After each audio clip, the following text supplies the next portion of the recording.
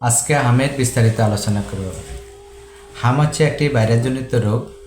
Measles, mumps, rubella, mumps এবং rubella virus দ্বারা হাম হয়ে থাকে। হাম কাদের হয়? বিশেষ করে শিশুদের হতে পারে এবং যে কোনো বয়সে হতে পারে, তবে এই ক্ষেত্রে শিশুদের বেশি হয়ে থাকে। কীভাবে বুঝবো যে শিশুর হাম হয়েছে? হাম হলে সাধারণত উচ্চ তাপমাত্রা বা খুব বেশি জ্বর হতে পারে। জ্বরের মাত্রা হতে পারে 102, 3, 4, 5 হতে পারে। তারপরে হামের সাথে শরীর ব্যথা থাকবে, বমি থাকতে পারে, লুজ মোশন থাকতে পারে এবং 3 থেকে 5 দিন পরে রুগীর শরীরে, বিশেষ করে কানের পিছন দিয়ে, ঘাড়ে, বুকে এবং পিঠে, শরীরের বিভিন্ন জায়গায় লাল বর্ণের রেশ দেখা যাবে।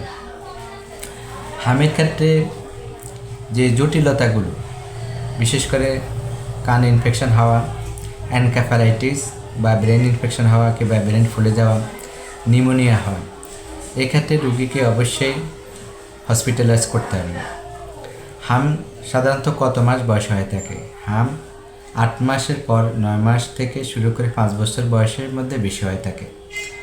8 মাস বা এর আগে যদি হাম হয়ে থাকে, এটা খুব রেয়ার, কারণ শিশুর জন্মের পরে মায়ের গর্ভ থেকে যে ইমিউনোগ্লোবিন নিয়ে আসে, অর্থাৎ যে রোগ প্রতিরোধ ক্ষমতা নিয়ে আসে, তা শিশু 6 থেকে 7 মাস পর্যন্ত হামাক্রান্ত হয় না সাধারণত।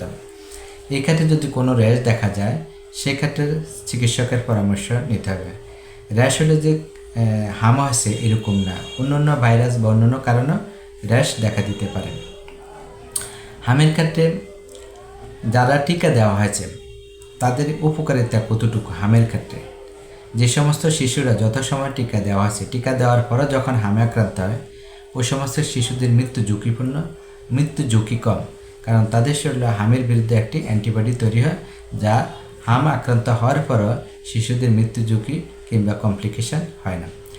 হামে যে সমস্ত শিশুরা মারা যায় বা মারা যাওয়ার ঝুঁকি কাদের বেশি? যে সমস্ত শিশুরা টিকা দেওয়া হয়নি, জন্মের সময় ওজন কম হয়েছে কিংবা রোগ প্রতিরোধ ক্ষমতা কম, ওই সমস্ত শিশুদের মৃত্যু ঝুঁকি বেশি থাকে।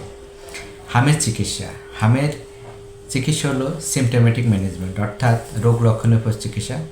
জ্বরের জন্য প্যারাসিটামল, যদি খুব বেশি জ্বর হয় সেক্ষেত্রে প্যারাসিটামল সাপোজিটরি দেওয়া যেতে পারে। বমি থাকলে বমির জন্য অ্যান্টিএমিটিক ড্রাগ দেওয়া যায়। এক্ষেত্রে ভিটামিন সি সমৃদ্ধ ভিটামিন সি, জিঙ্ক এগুলো দেওয়া যেতে পারে।